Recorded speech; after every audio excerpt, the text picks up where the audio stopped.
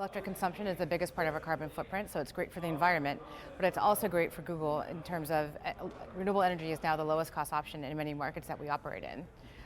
In addition, these are long-term contracts, so we have long-term price certainty on our energy costs. Your CFO has said that data centers are one of the most costly parts of the company. Talk to me about how buying renewable energy is going to change that equation. Electricity is one of the biggest cost items for operating a data center, and so being able to lock in these long-term low-price contracts is important to controlling our costs.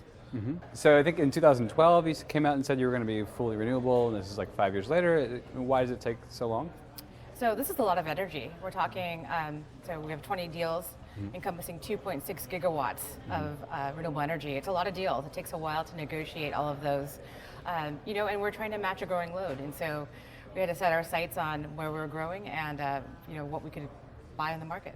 And talk to me a little bit. I mean, this is matter because you're a global company with data centers all across the world.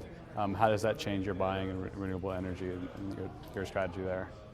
It actually informs it. We have 13 data centers on 4 continents, and so we have to navigate many energy markets. And we've found that renewables are available in some of these markets, and so we have deals in Northern Europe, in Chile, in South America, and here in the US, and so it's been part of the global strategy.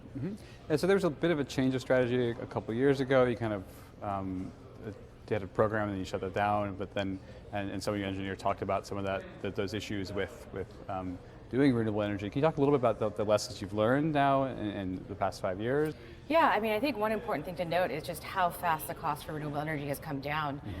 We've seen solar come down by 80% over the last 6 years, and we've seen wind come down by 60%.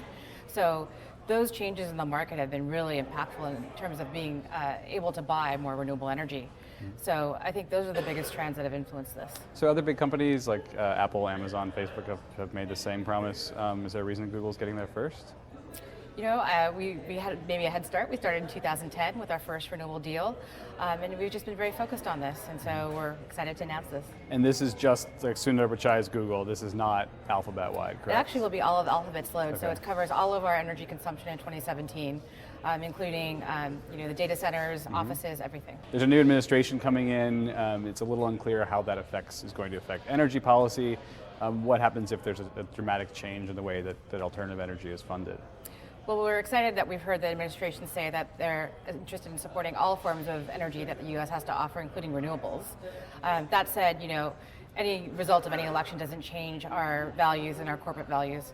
We'll be pursuing renewable energy aggressively in the future, and it doesn't change what we do.